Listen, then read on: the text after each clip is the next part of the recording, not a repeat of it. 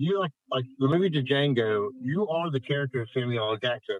I don't know the exact like terminology, but like not Uncle Tom, but like Uncle Tommy, or like you were a complete sellout. All right, and we'll go to Robert in. Oh, I can't respond to that? Oh, yes, you can. Thank you very much. Because first of all, it sounded like that was a non-Black person telling me that. So as a Democrat, that sounds pretty racial and pretty divisive.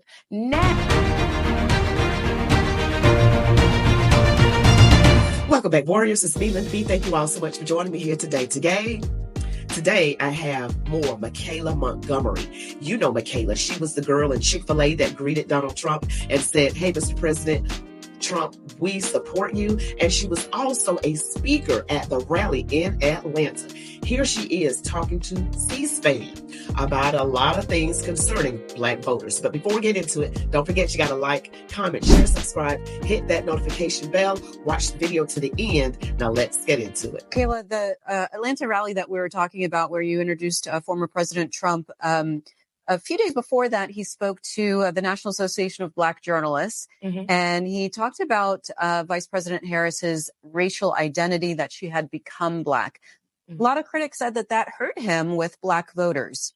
What was your reaction? I don't know why it would hurt him with Black voters, because it seems like Black voters are offended by everything except the conditions in which their reality is set. So while we might be offended that a rich white man is questioning the nationality of a quote unquote Black woman, that Black woman does not claim to be Black outside of campaign season. So we saw her be Black as she was vying to be VP. The hot sauce on the pork chops, the marching with the band, all of a sudden she's paying attention to her AKA sorority sisters. But then once sworn in office, you didn't see the acknowledgement of her sorority or her HBCU. She didn't wear pink. She didn't wear green. She didn't wear anything HU. She also did not acknowledge the Black community while in office. We saw bills signed for Asians. We saw bills passed for migrants, which primarily affect the Hispanic community. We saw bills passed for literally everyone but Black people. So for her, additionally, last thing, after she took that oath of office,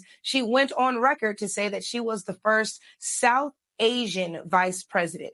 At no point in time did she promote her Blackness. At no point in time does she acknowledge her Blackness. At no point in time does she market herself as a Black woman. And that was when she was Attorney General. That's back when she was DA. That's all the way until she was senator. And of course, as vice president. So the fact that, again, she's using this Black card during the election season just so Black people will turn out to vote for her. And then she will, if she were to win, she would be in office and then fail those same Black people who did everything in their power to get her in. I think that's disgusting. I think that's unfair. And I think that that's why I personally reached out to the Trump campaign and asked if I could speak, because I'm like, you guys might be offended when he says it, but what are you going to do when I say it? Because at the end of the day, I am a Black woman. I've lived a Black life, and therefore I pay attention to politics. So I was actually excited for her when she ran for president the first time. Just the fact that she was in the race, I was like, okay, HBCUs, do your thing. But she never acknowledged said HBCUs. In the first 100 days of the administration, they cut funding to HBCUs. She did nothing to support the very people that she's now leaning on to win this election. And I wish that those same people would understand that if they were to support her in this election and she does win, we will see nothing but a repeat of the last administration, in which Black people, the same people that everybody touts when it's time to get elected, will also be the ones that are the first to be forgotten about once they're sworn in. Michaelah, Woo. She said a mouthful. I mean, I got to get comfortable in my chair for this. I'm sorry. Okay. So, Michaelah, girl, you are on it. And I love the afro. But anyway, that's the thing. A lot of times Black people, Black voters, we get so offended by everything except what we should be offended by. The conditions that our neighborhoods are in, those are Democrat reasons. They are Democrat policies that have our neighborhoods like in our communities like they are. You have poor performing schools, you have crime, you have Planned Parenthood, you have those clinics that want to unalive unborn children all over the place. You have certain chemicals brought into the neighborhood. Everything is done to hurt us, but then they want us to vote for them. while nothing is being done. Nothing has been done the past 3.5 years under Kamala Harris being VP. And she did not acknowledge her so-called blackness until it was time to run for president. And she's the reason why there are tax on tips. And now she wants to plagiarize Donald Trump and come up with tax on tips. She's not even original. Okay? She's not even original. And for her to just tackle and not do anything, an overrun border, why would we vote for someone who has done nothing for us up against someone who actually has? Because we listen to the media, right? We listen to the propaganda, right? Remember who owns the media. Don't ever forget that. Also at that Atlanta rally and at a news conference the week before, former President Trump attacked Georgia's popular governor, Brian Kemp. I want to show you a segment of that and then have you respond to it. He's the most disloyal guy I think I've ever seen. But think of the wife. We could never repay you for what you've done, sir. We could have never won. And now she said 2 weeks ago that I will not endorse him because he hasn't earned my I haven't earned her endorsement. I have nothing to do with her. Somewhere he went bad. And you know what? Your numbers in Georgia are very average. Your crime numbers, your economic numbers, all of your numbers, you're very average. You can do a lot better, and you'll do a lot better with a better governor. You can do a lot better, just so you understand. But I don't want her endorsement. I don't want his endorsement. I just want them to do their job for Georgia. And you know what? He's the governor. He ought to support his Republican Party, because if he doesn't have his Republican Party, I could tell you where he came from, and it wasn't good. Michaelah, your response to that. Well, I feel like that Trump and Kemp had a personal relationship, a personal friendship. And the media, the current, I guess, narrative is that Trump called Kemp and asked Kemp to find 11,000 votes. It wasn't until this rally that I understood that that's not how the call went. The call was actually, can you make the call to start an investigation to see if maybe some votes had been lost? So I could understand why Trump, who used his political prowess to help Kemp get into office, would be offended at the fact that Kemp would not help him at least investigate something that he felt had gone wrong in terms of being reelected. So I don't see anything wrong with Trump personally feeling attacked or feeling like Kemp was disloyal for not making the call to start an investigation. Additionally, he spoke in Atlanta. And as a resident of Atlanta, I can speak that our crime rates are rampant. I can speak to the fact that people don't want to go out anymore because they fear getting shot or they fear their cars getting broken into.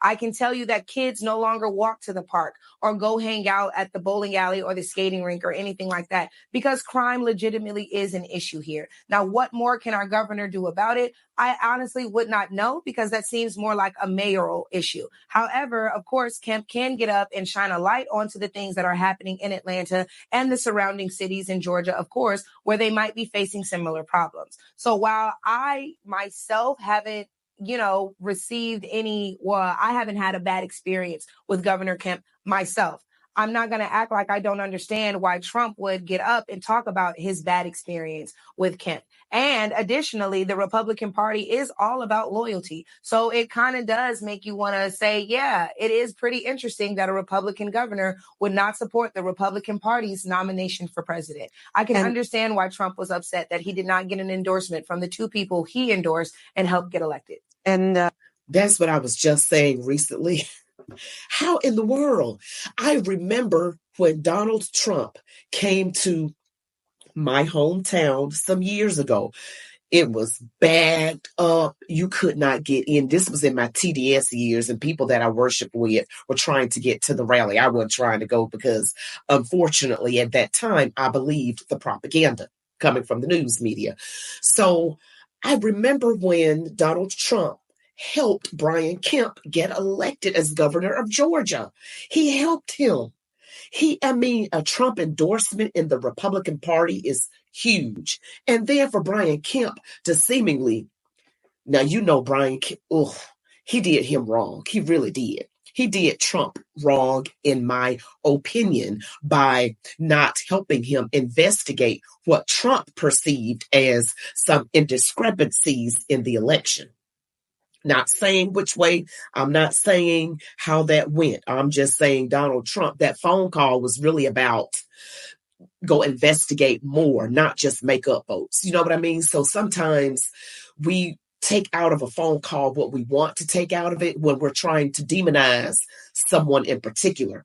And then we're hoping that the really smart people or the nosy people like me don't go and listen to the entire phone call, which was an hour long. But, certain news outlets don't play the whole clip, and then they spin their narrative around it.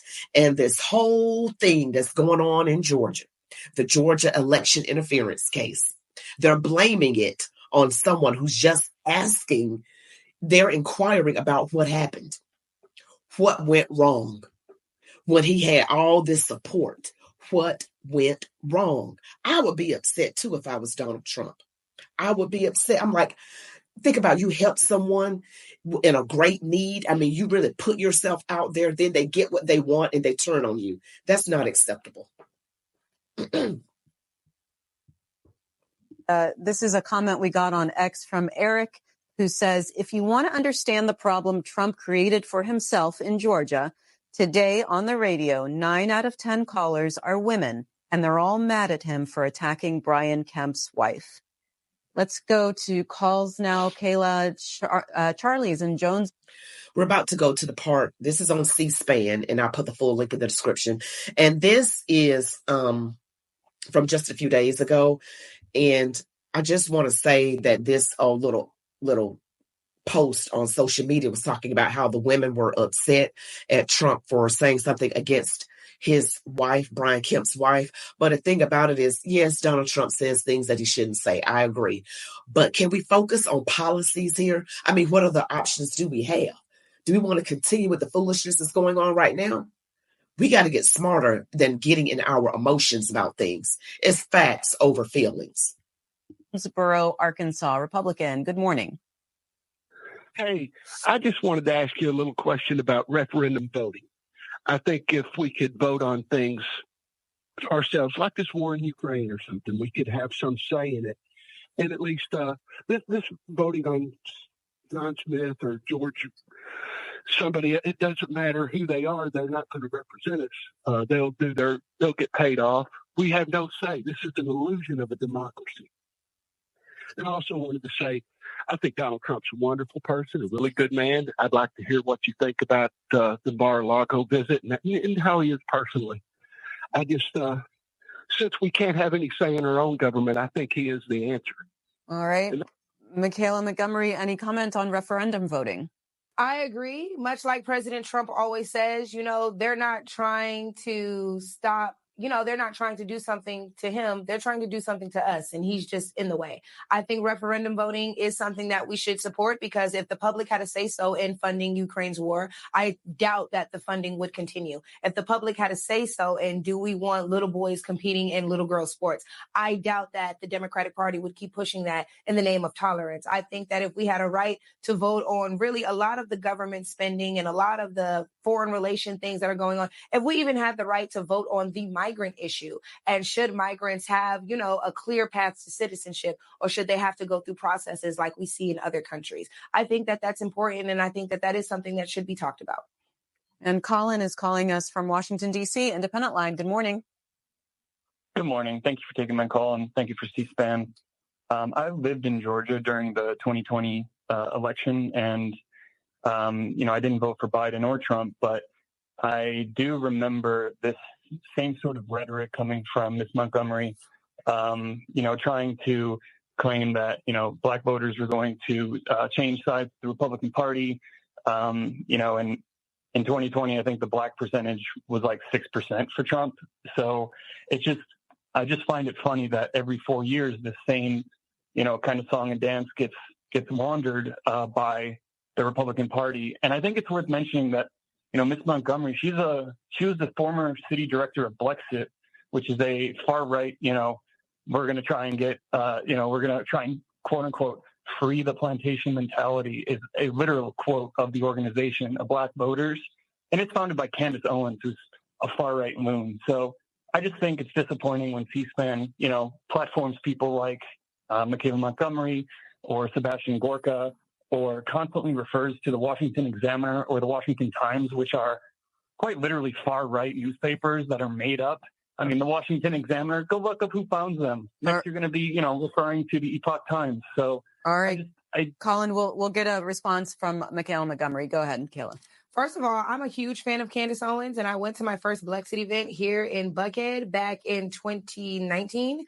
And the speeches that I heard, the visualizations that were presented to me, I was like, wow, this is great. And when it comes to getting off the Democratic plantation, that's a real thing. And I don't know why somebody would feel like I, myself, would be offended by that. If everybody thinks the same, has been fear-mongered into thinking the same way, living the same way, then yes, that's a plantation. Because how in the world were so many slaves who outnumbered their slave masters continuing to be slaves? It happened because they were fearful of doing something different. So when we say that Democrats are on this Democratic plantation, specifically talking about Black people, it's because, yes, you guys are all blindly following a leader and you're scared to do something different. Additionally, to think that somebody like myself, who can clearly articulate their points, their opinions, their life experience that have led them to support certain candidates, it's very interesting that somebody would demean C-SPAN for having a guest like me on TV. There's plenty of people who think, act, and wish that a voice like mine had a bigger platform. So it's unfortunate that people like that feel like we should be silenced. All right, let's talk to Ladley in Marietta, Georgia, Democrat. Good morning.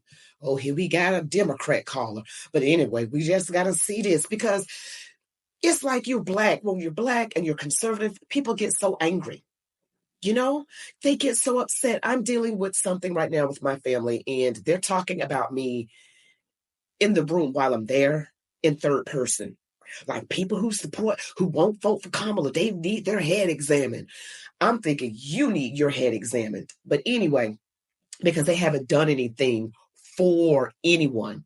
And the fact that she brings up, I think, that the fact that it cut HBCU funding under the current administration, that is wild. But yet people are going to believe the media. The media, I think Satan runs the media. I really, really do. And I don't like it when people put Black people all in one box. Like, you're supposed to do this because you're Black. It's like telling a kid who likes sports, why do you want to play golf? Why don't you play basketball? That is racist. Okay, that is very racist. Why would you say that? Because most of the NBA is Black? Oh, I just got to go along with what most other people who look like me go along with? Done with that. That's not going to work with me. Okay, by the grace of God, I can stand my ground 10 toes down and not be afraid of men's faces. So no one's going to use fear to keep me on a Democrat plantation. They did that back in the day on the actual slave plantations, using fear to keep people in line. If they caught someone trying to escape the plantation, they would beat them within an inch of their life. That was not just for that person, but for the other ones to see that they better not try to escape. So we tried to politically escape, so to speak, the plantation. And now we're being fear-mongered and targeted. Miss me with that. The rest of the people who feel that way, the way that last caller felt, need to do yourselves a favor. I'm keeping it 100. Just get educated. Just get educated on that, and then you will understand why. But don't belittle someone or call them names because they have a difference of opinion. That's crazy.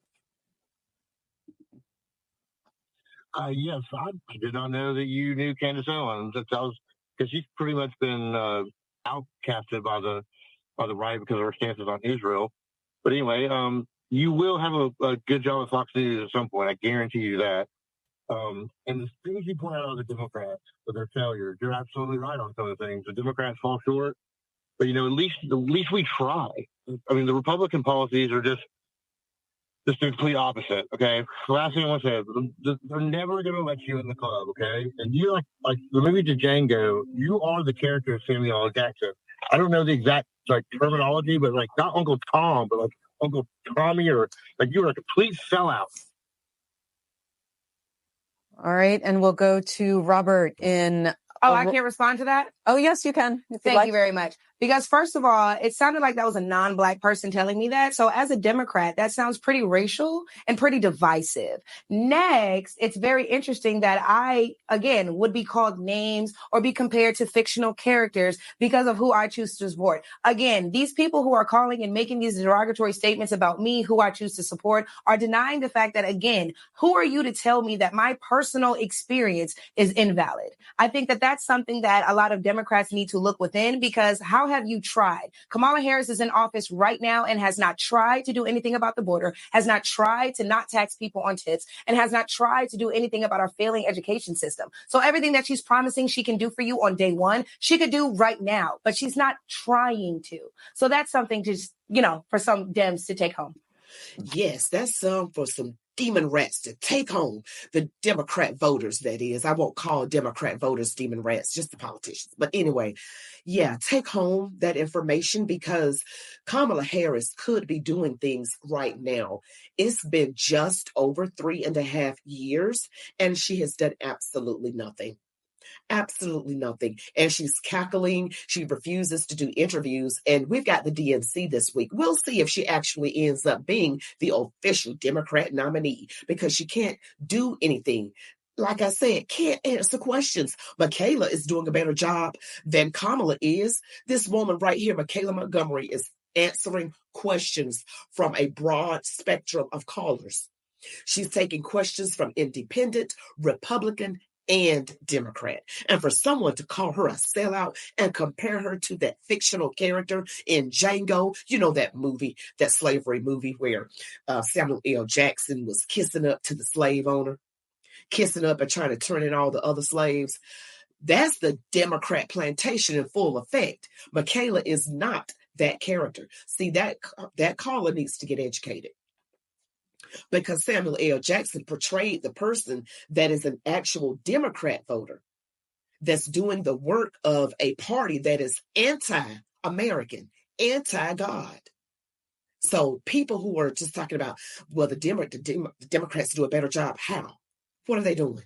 What have they done for anybody, for any American? It's not about black and white. It's about America. What have they done? They cause division wherever they go, racial grievances. That's what they do. And under Trump, there was better economy, safer borders, low interest rates, food and gas was more affordable. Everything was more affordable. So miss me with the name calling and the nonsense. I don't even think I could be able to hold it together, listening to all that foolishness. But I'm going to just stop it right here, you all. Don't forget to like, comment, share, and subscribe. Hit the notification bell and make sure your notifications work. Now, you can find me also on social media, X, Instagram, and TikTok as ChatWithMeLindaB. And I love to receive emails. You can email me reaction videos, some examples of things you want me to talk about on the channel, to chatwithmelindaB@gmail.com. And I'm also on Rumble. Chat with me, Linda B, but type it in as one word and you can follow me there. Well, you all be blessed. Love God, your families, these United States of America. And as I always say, march on, warriors.